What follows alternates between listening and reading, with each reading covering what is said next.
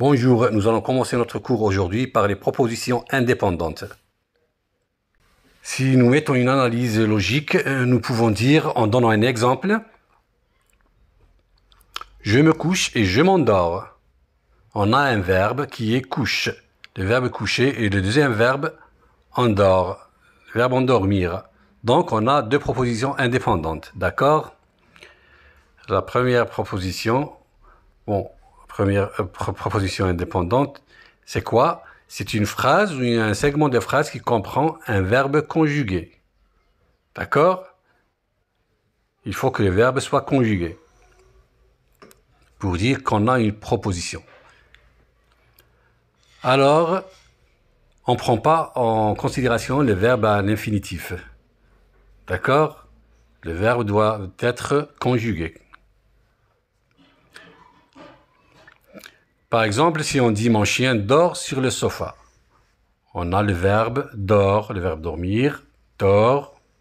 Donc, on a une proposition, puisqu'on a dit que la proposition a un verbe conjugué. Donc, c'est une proposition indépendante. Pourquoi indépendante? C'est-à-dire ne dépend pas d'une autre proposition, puisqu'on a une seule proposition et un seul verbe conjugué. Tu conduiras la voiture de Marie. C'est un autre exemple. Le verbe conduira. C'est une proposition, donc on a un verbe conjugué. Donc on a une seule proposition, une proposition indépendante. La phrase simple, elle a un seul verbe conjugué.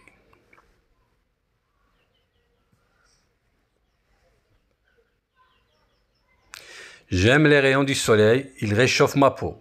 Si on prend cet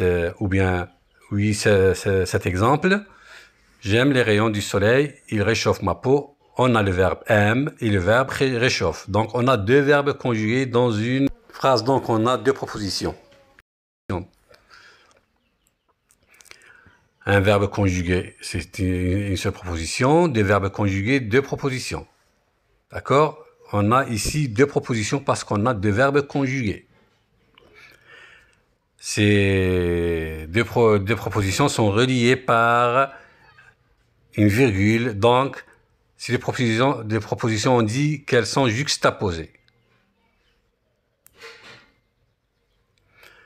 Vous savez, mon père a été président de votre association pendant de nombreuses années. On a le verbe savez, a été, deux verbes conjugués, donc on a deux propositions, toujours. Eh bien, une proposition indépendante juxtaposée et la deuxième proposition indépendante juxtaposée. Donc on a deux propositions juxtaposées, reliées par une virgule. Même si elles sont reliées par un point virgule ou bien deux points, on dit qu'elles sont juxtaposées. D'accord? Parce qu'il y a un autre type de proposition, on l'appelle proposition indépendante coordonnée, reliée par une conjonction de coordination, mais où est donc ornicar. D'accord? Par exemple, je suis allé voir la partie de hockey. Je suis rentré à la maison. Ici, les deux propositions qui contiennent deux verbes conjugués, suis allé et suis rentré, sont reliées par la conjonction de coordination et. Vous voyez, bien sûr, on a deux propositions indépendantes coordonnées. Alors, si on dit j'ai rendez-vous avec Mathieu, il est en retard. On a deux verbes, verbe et le verbe est. Le verbe est ai, avoir, et le verbe est le verbe être. Donc, ces deux propositions sont reliées par la conjonction de coordination et. Donc, ce sont deux propositions indépendantes coordonnées.